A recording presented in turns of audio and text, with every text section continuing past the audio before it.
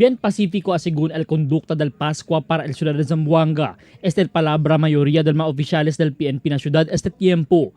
Según con el jefe del Police Station 7 Chief Inspector Cesar Memoracion, para na su area yaman record lang sila mga petty crimes como golpe-golpe por causa ng buracherias como el tiroteo. During the Christmas season kita kala peaceful lang man except akil mga mga jutay ko nagal de buracheriya lang mga insidente like akil mismo uban-uban lang yan tomahan kabar yan sila mismo yan pelyahan.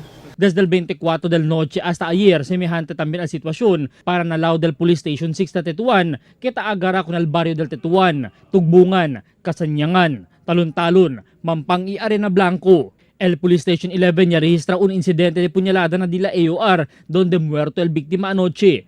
Tiene también otro mga incidente de tiro na otro mga barangay, pero el PNP taabla que Pacifico siempre el total assessment del celebración del Pascua na ciudad.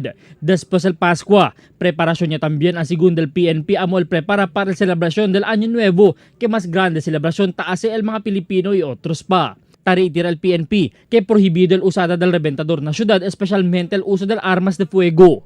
Albert Luna, Dateline Zamboanga.